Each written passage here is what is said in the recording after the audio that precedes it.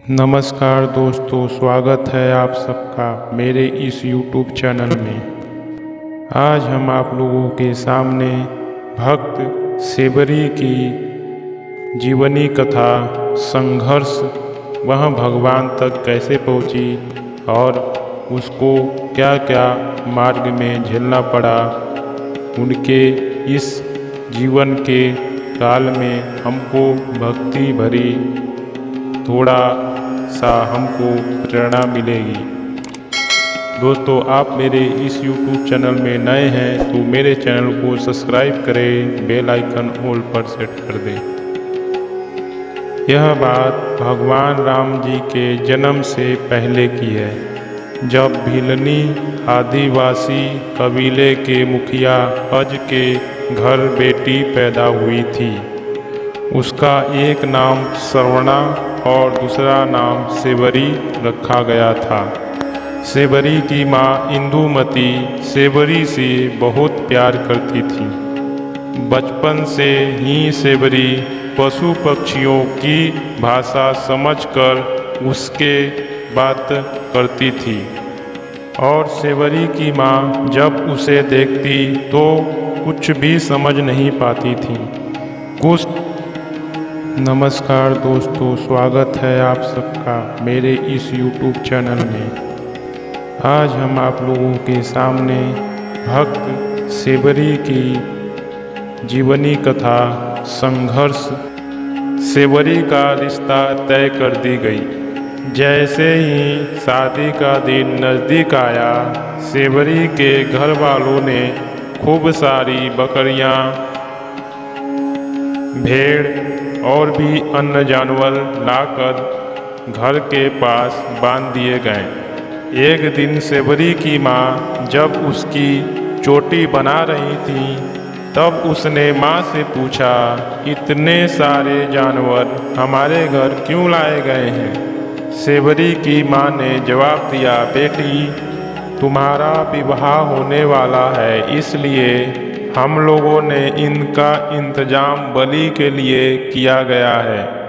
तुम्हारे शादी के दिन यह बलि दी जाएगी और इसी को भोजनालय में बनाया जाएगा। यह सब बात सुनकर सेवरी बहुत ही दुखी हुई कि मेरी शादी के लिए इतनी जिंदगी, इतने जीव मारे जाएंगे। अब सेवरी के मन में उनको बचाने के लिए बहुत सारी अंदर से विचार आने लगे। सोचते सोचते विचार आया कि हम ही नहीं रहेंगे तो यह सब जीव बच जाएंगे, हम ही भाग जाते हैं यहाँ से। जब हम रहेंगे ही नहीं, जब हमारी शादी होगी नहीं, तो ये सब बलि होगी नहीं, तो यह सब जिंदा रहेंगे। यह सारा पाप मुझे ही लगेगा। मेरी शादी में लग रही है, जो भी जीव मारे जाएंगे सारे पाप मुझे ही भोगने पड़ेंगे। यह सब सोचकर वह अब निर्णय ली कि हम यहाँ से रात को निकल जाएंगे। सेवरी जंगल की तरफ निकल गई और जंगल के अंदर चलते चलते वह घने जंगल में पहुंच गई और वह बहुत थक भी गई थी और प्यास भी बहुत ज़्यादा लग रही थी। वहाँ देखी कि कहीं आसपास कुआं या उस समय नदी नाले नहीं दिखाई दे रहे थे उसको, तो वह बहुत ही प्यासी भी थी। तो सेवरी जा रही थी, तभी देखी कि जंगल में एक पशु पेशाब कर रहा है और वह प्यास को बहुत तेज लगी है, पानी पी करके ही आगे बढ़ सकती हूँ। तो वह पेशाब करते हुए पशु को पेशाब करने के बाद उसी पेशाब को पीकर आगे बढ़ी। जब आगे बढ़ी, बढ़ते बढ़ते ऋषिमुख पहाड़ के सम्मुख पहुँची। सेवरी सोची कि हम भी इन्हीं ऋषि महर्षि यहीं पर ऋषियों के बीच रहकर अपना जिंदगी गुजार लेंगे। पर वहाँ जाते जाते देखी कि सारे ऋषि ही हैं, वहाँ पर कोई भी महिलाएं नहीं हैं। रात का समय था तो उसने चुपचाप एक देखी कि पुआल का सब इकट्ठा किया गया रखा है, तो सेबरी उसी पुआल के अंदर जाकर छिप गई। और सुबह हो गई तो सारे ऋषि महर्षि अपने अपनी सेवा कार्य में लगे। तो वह सारी अंदर से पुआल के गड़े के अंदर से देख रही थी कि ऋषि महर्षियों ने कितनी संघर्ष से क्या क्या काम कर रहे हैं। वह अंदर ही अंदर सब कुछ देख रही थी।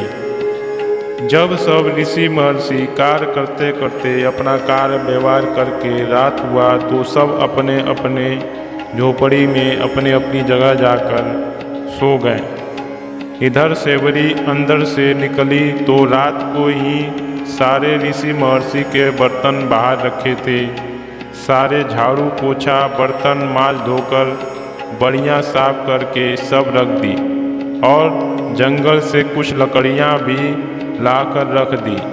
रख कर सुबह भोर होते होते वह सारा कार्य करके फिर उसी पुआल के गड़े में जाकर छुप जाती है। ऐसे ही रोजाना चल रहा था। सुबह जब ऋषि महर्षि अपने कार्य हेतु निकले और कार्य करने चलने लगे तो देखे क्या कि सारा कार्य तो पहले से हुआ है। तो उनको अचानक ही समझ में नहीं आया कि अचानक से यह क्या हो रहा है, कोई मेरा कार्य कैसे चला गया। ऐसे ही रोजाना सेबरी रात को कार्य करती और दिन में सब ऋषि महर्षि इस बात को देखकर चौंकते। ऐसे करते करते तब यह बात मतंग ऋषि को पता चली, जो वहाँ सभी ऋषियों के बड़े महंत थे, बड़े गुरु थे। तो मतंग ऋषि ने कहा कि ठीक है, एक को पहरे पर लगाएंगे। उन्होंने गुप्त रूप में बताया और पहरे पर लगाया, लेकिन वह पहरेदार भी सो जाते तभी सेबरी निकलकर सारा कार्य करके छुप जाती। यह बात कोई भी नहीं देख पाता और पकड़ पाता। तब गुरु मतंग ऋषि ने सोचा कि मैं ही अब देखूंगा। तो उन्होंने एक दिन उस सेबरी को सारा कार्य करते हुए पकड़ लेते हैं और सुबह उस लड़की सेबरी को बात करने के लिए सबके बीच खड़ा करते हैं। तो सेबरी अपने बारे में बताती है कि जब सेबरी ने अपनी जाति यानी भेलवासी बताई तो सारे ऋषि महर्षि उसके खिलाफ हो गए और सूत्र यह अछूत जाति की है, यह सब ऋषि महर्षि करके उसको अपमानित करते हैं। परंतु